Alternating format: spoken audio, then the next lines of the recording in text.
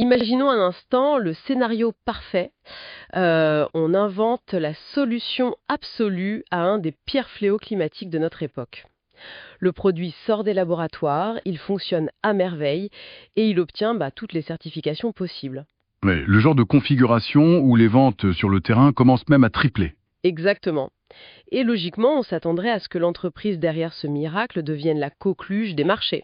La trajectoire devrait être fulgurante, non? C'est ce que la logique voudrait, clairement. Le schéma classique, c'est que le marché récompense l'innovation de rupture. Sauf que là, pas du tout. En bourse, cette même entreprise s'effondre et perd près de 90% de sa valeur en quelques années. C'est le paradoxe absolu. C'est vrai que c'est une déconnexion qui laisse complètement perplexe. Mais quand on se trouve à l'intersection de l'industrie lourde et de la finance moderne, les règles de la physique boursière s'inversent parfois totalement. Et c'est exactement ce mystère qui est au cœur de notre exploration aujourd'hui. Cette plongée au cœur de nos sources s'appuie sur un rapport technique et financier super détaillé qui date du 10 mai 2026. Un document très riche, ouais, qui dissèque vraiment le cas clinique de cette entreprise française, Hoffman Green Cement Technologies. Voilà. Et la mission de notre analyse détaillée aujourd'hui, c'est de comprendre comment on peut réaliser un tel exploit technologique dans un secteur vieux de 2 siècles, tout en ayant une trajectoire boursière catastrophique. Parce que le grand écart entre la réalité industrielle et la perception financière est spectaculaire. Et tu sais, il faut vraiment que ceux qui écoutent saisissent pourquoi cet enjeu est crucial. Ah oui, les chiffres globaux font peur. C'est ça. Le ciment Portland traditionnel, c'est 7 à 8% des émissions mondiales de CO2 à lui tout seul. C'est plus que l'aviation et le transport maritime réunis, quoi. C'est énorme. Donc trouver une alternative, c'est pas juste pour faire joli, c'est un enjeu de survie climatique pur et simple. Absolument. Bon, décortiquons un peu tout ça. Commençons par la base. Pourquoi le ciment classique pollue autant? Parce que c'est pas juste une question de camions ou d'usines qui consomment beaucoup. Non, le problème, il est vraiment intrinsèque à la chimie du truc. Pour fabriquer du ciment classique, on produit du clinker. Et ça demande de cuire de la roche calcaire dans des fours géants à 1450 degrés Celsius. Ce qui consomme déjà une énergie fossile phénoménale. Exactement.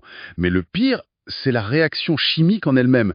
Le processus de calcination casse littéralement la roche pour en extraire la chaux. Et ce faisant, il libère tout le CO2 qui était emprisonné dans la pierre depuis des millions d'années. Un double effet destructeur pour le climat, quoi. Et c'est là qu'Hoffman intervient, avec une approche radicale, 0% de clinker. C'est la grande rupture, oui. Au lieu de cuire de la roche, ils ont mis au point un procédé à froid. Ils utilisent des laitiers de hauts fourneaux ou des argiles. Concrètement, ils récupèrent les déchets de l'industrie sidérurgique et, par une sorte d'alchimie industrielle à froid, ils créent du ciment. Et les résultats sont bluffants. L'empreinte carbone est divisée par 5 et la consommation d'énergie est réduite de 10 à 15 fois. Et c'est pas juste un prototype de laboratoire, c'est ça qui est dingue dans les sources. Ah non, pas du tout. La technologie est validée par des normes ultra drastiques. Leur ciment phare, le HCKR, il a obtenu un avis technique du CSTB en France. C'est le sésame obligatoire pour les assurances décennales des bâtiments. Ouais, et aux États-Unis, ils ont décroché la certification ASTM C1157, donc c'est du solide, c'est testé pour durer un siècle. Tout à fait. C'est une réalité physique. Mais attends, je t'arrête tout de suite. Si l'usine fonctionne, que les certifications mondiales sont là, que l'empreinte carbone est divisée par 5, pourquoi un géant historique comme Lafarge ou Holcim ne les rachète pas direct? C'est la question que tout le monde se pose. Bah oui, s'ils ont la solution miracle, pourquoi le cours de l'action s'est fracassé contre un mur? Il y a un loup ou c'est juste le marché qui est aveugle? En fait, les géants du secteur ont des milliards d'euros immobilisés dans leurs fours traditionnels. C'est des actifs massifs, quoi. Ils n'ont pas du tout intérêt à accélérer une transition qui rendrait leurs propres usines obsolètes du jour au lendemain. Ah, ils protègent leur modèle économique, classique. Ouais, ils observent, ils attendent de voir si l'outsider va survivre à la fameuse vallée de la mort financière, et le marché boursier, lui, sanctionne cette vulnérabilité. Et quelle sanction, hein? Introduite en bourse en octobre 2019 à 18 euros, l'action a fait un pic complètement délirant à 37,60 euros en janvier 2021. La fameuse bulle ISG. Voilà, la finance verte achetait tout ce qui portait le mot climat. Mais depuis l'éclatement de cette bulle, c'est la chute libre. On touche aujourd'hui des niveaux autour de 4,28 euros, avec un creux à 3,79 fin 2025. Ça pique. Le rendement de ce canal baissier long terme dans le rapport, c'est moins 32,78% par an. La gravité financière a repris le dessus, ouais. Le marché exige de voir des bénéfices concrets. Mais pourtant, nos sources nous invitent quand même à nuancer ce tableau noir si on regarde la dynamique récente. Ce qui est fascinant ici, c'est la contraction de la chute. La pente baissière s'est considérablement affaissée sur les 22 derniers mois. Ah oui, l'hémorragie ralentit. Exactement. On passe d'une chute de moins 32,78% par an à une baisse beaucoup plus modérée de moins 12,07%. Et la volatilité s'est aussi contractée. Les rebonds spéculatifs, qui montaient parfois à plus 167%, sont retombés à une amplitude d'environ plus 46%. Donc en clair, l'action quitte la phase de panique absolue pour entrer dans une sorte de consolidation latérale, c'est ça? Elle cherche un sol stable. Le rapport note d'ailleurs que les cycles historiques montrent des phases haussières d'environ un tiers d'année, avec des rebonds de plus 72,8%. Même si l'historique reste un peu court pour en faire une science exacte depuis la bulle. Mais la vraie question pour notre auditoire, est-ce ce ralentissement, c'est le calme avant la tempête ou l'hémorragie est-elle vraiment stoppée? Eh bien, une perte de vitesse dans une baisse, c'est jamais un signal d'achat immédiat. Mais ça montre un changement de psychologie. Le marché arrête de vendre à l'aveugle. Il commence à évaluer rationnellement la capacité de survie de la boîte. Et pour ça, il faut sortir des graphiques et regarder le terrain. Et c'est là que ça devient vraiment intéressant. Parce que sur 2024 et 2025, l'accélération industrielle force le respect, honnêtement, hein. Ah ben, ils ne bricolent plus dans un hangar, ça c'est sûr. Ils ont carrément construit la première cimenterie verticale au monde en Vendée, l'usine H2. Le rapport mentionne qu'elle tourne en 3x8 à plein régime avec plus de 400 000 tonnes de capacité. Et il y a déjà l'unité H3 en projet pour 2027-2028 en Rhône-Alpes. Oui, mais le vrai coup de génie, c'est même pas ça. Le pivot vers les licences internationales, j'imagine. Exactement. Construire des usines, ça coûte une fortune, donc ils ont compris qu'ils devaient vendre de la propriété intellectuelle autant que la poudre grise.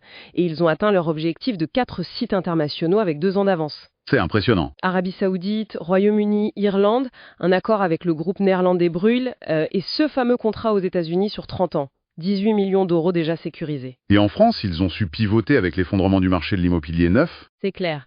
Ils se sont tournés vers les fondations d'éoliennes, les routes et même le grand public.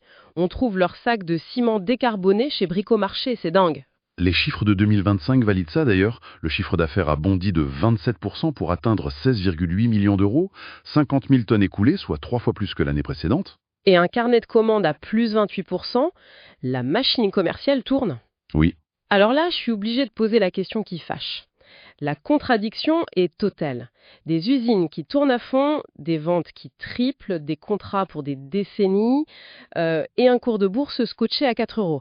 Comment c'est possible? La réponse, elle est brutale et elle se trouve dans le bilan comptable. C'est ce qu'on appelle le mur de la trésorerie. Aïe!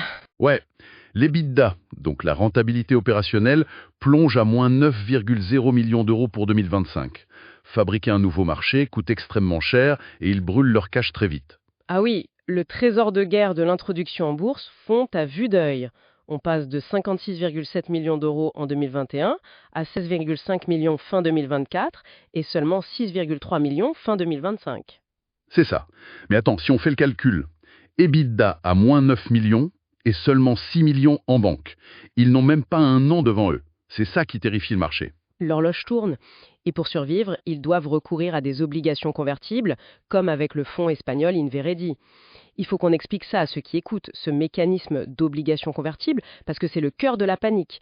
C'est un peu comme une boulangerie qui vendrait les parts d'un gâteau avant même de l'avoir cuit.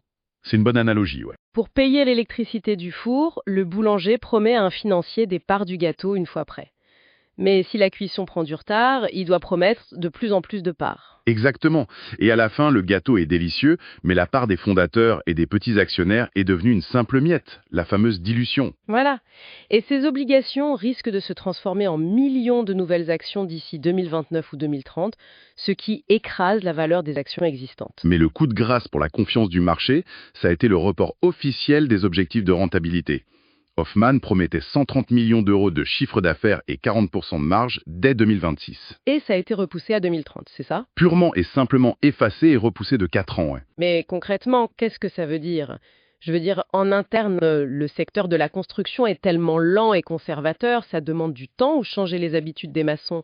C'est du réalisme managérial, non?